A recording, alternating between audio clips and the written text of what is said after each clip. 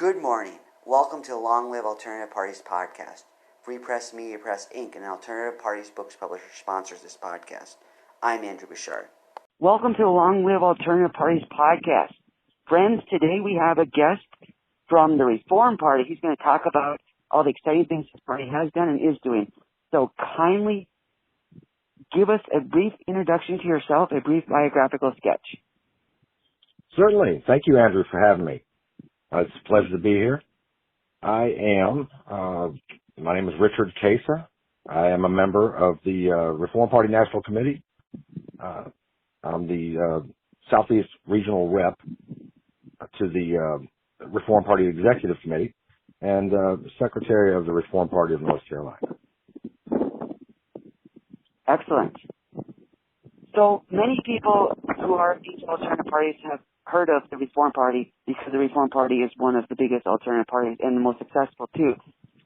Still, nonetheless, kindly give us a history of the Reform Party and the lessons you've learned. The history of the Reform Party, it's been an interesting one indeed.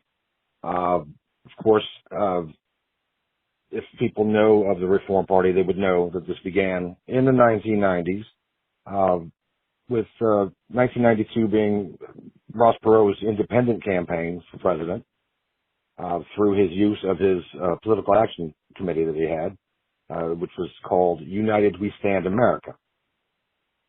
In 1996, it was decided to build a national political party around Mr. Perot's second attempt in 1996 to run for president.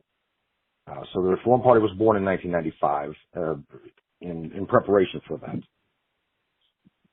In 2000, everything changed. This is when things got a little different with the Reform Party history. Unfortunately involved some dirty politics, basically, when Pat Buchanan infiltrated the Reform Party membership with a lot of his own supporters, basically hijacking the party and taking it over, changing a lot of, even changing the platform stances to fit more of what Buchanan stands for. So basically the C-SPAN Reform Party convention that was on TV really wasn't the true heart of the Reform Party. It was changed and different, and especially because it was a target for somebody like Buchanan because we had problems with some bylaws. There were some holes in it.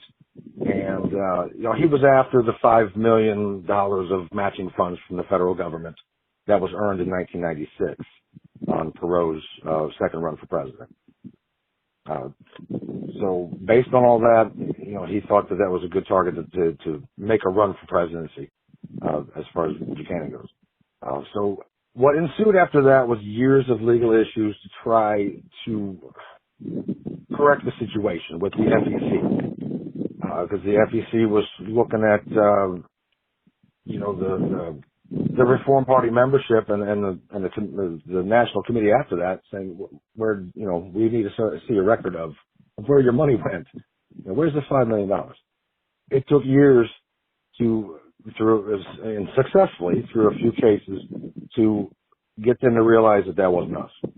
And that brings us to more recent times when we've finally gotten out of the woods to be able to revitalize the Reform Party, to try to get it back to its nature, which we went through and did some things with the platform, got things corrected, and we're back on track. So hopefully, after a very long period of time of being oppressed basically by the system, we should be in the clear to try to boost our membership. Excellent. So that brings us to the present. What activities are you doing right now?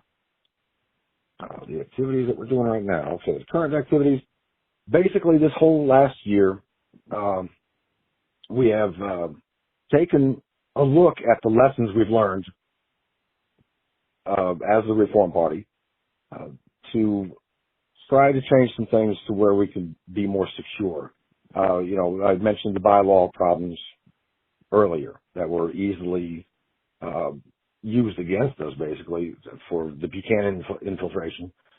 We've changed our bylaws. We've changed our platforms. We've had two national conventions this year, one in the spring and one just recently in October, that corrected a lot of the problems. It's basically tearing the whole structure of the party down and rebuilding it from a foundational situation.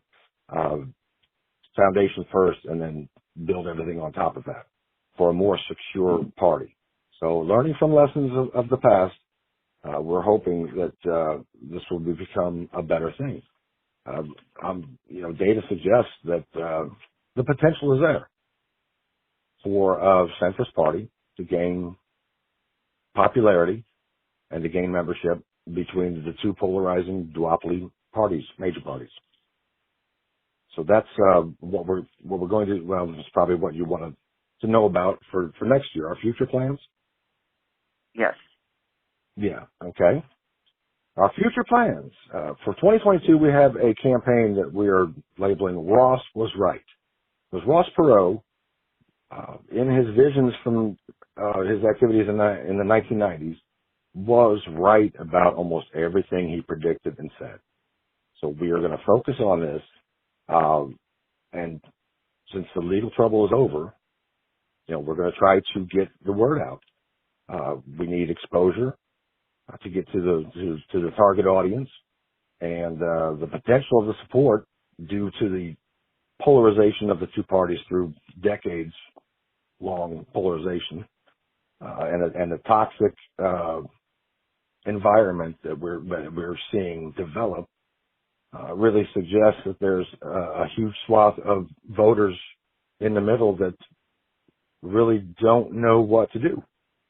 They're feeling like they don't have representation, and we were hoping to get an organization built to gain their faith so that they can reflect their sentiment in voting for the Reform Party. All right. So you mentioned your target audience. How would you define your target audience? Our target audience would be those like myself. I was what was called a blue dog Democrat. I was a registered Democrat in the 80s and in the early 90s. Kind of center leaning. So we're looking for moderates. We're looking for people who feel that more compromise, like what used to happen in our government, compromise in politicking. We feel that, recently the shift from the 1980s until now has slowly been towards these party lines that keep shifting away from one another to more extreme positions. So it leaves a lot of people in the middle, and this is what we're talking about, the middle ground people looking for compromise for better governance. And those are our target people. There are a lot of people out there. I was looking at Gallup polls that talked about party affiliation going back to 2012, I believe. There's 134 straight Gallup polls that they've done in that time span where the unaffiliated voter outnumbered Democratic numbers or Republican numbers. So these are the swing voters that a lot of talk is put towards in each election cycle. Who's going to gain the favor of the swing voters? Because they're on the fringe of Republican and Democratic base, but they're persuaded to vote for the D or the R through heavy advertising and persuasion. If there was something in the middle that better represents those of us who are disenfranchised with the way the duopoly is operating, then people, we should have a viable third party. People will vote for the Reform Party. Sure thing. In the introduction, we talked about your leadership roles within the party. For those who are active in political parties who may want to assume leadership roles, who may be called to leadership roles, kindly explain the responsibilities in your leadership roles. explain my responsibilities? Yes. Sure. Well, first of all, I am a part of the Reform Party of North Carolina. I am the acting secretary of the of the Reform Party of North Carolina, which is just the state committee, the executive committee, controlling things within the state, and it's broken down into counties then as far as the hierarchy goes. So this is like a civics lesson here. But my duties as secretary is to make sure that we've got all the documentation correct, and I'm a secretary. I make sure that things are flowing properly within the state organization functioning. Now, my national positions, since I am a delegate for North Carolina to the National Committee, I was voted in as the Southeast Regional Rep, which I have a group of 7 states in the Southeast that I work as a liaison between the national level and the state levels, and basically fighting for those states and making sure that the flow to the national level from state level is proper. So those are basically my functions right now within the Reform Party. Sounds good. So for our listeners out there, how can they support the Reform Party? That's a great question. Let me tell you, there's a lot of things that can happen right now.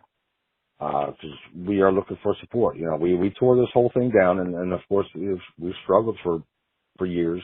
This last year, after beginning the restructuring, we have had the most successful year as far as fundraising and building membership than we've had in I think over a decade. Our treasurer's report that was just given at our national committee meeting that we had last Sunday was phenomenal, and it's very, very encouraging. So we want to get the word out. Exposure is a big thing. Getting the word out, making sure people understand that we are a viable option. We are organized. We are gaining ground. We need membership. So if everybody can go to reformparty.org and go through and become a member, get on there, and we have membership meetings on a monthly basis. We're working on a lot of new things to encourage people to get involved. We have some organization packets that we are now processing and about to have ready. But we need organizers down at the county levels. This is a grassroots thing. We have a lot of people interested, but without the full support, it's an uphill struggle. Sure. So county and state level, donations, we need bodies. But all in all, after things are in place, the one major thing that we need, so that people aren't afraid to vote for third parties, is we need their votes. So if you see us on the ballot and you're not happy with the representation that Democrats and Republicans are giving you, I'm hoping for your consideration to cast a vote for Reform Party members, candidates. Yes. Thank you kindly for coming on our program today and sharing all about the Reform Party. Fantastic. I was glad to be here.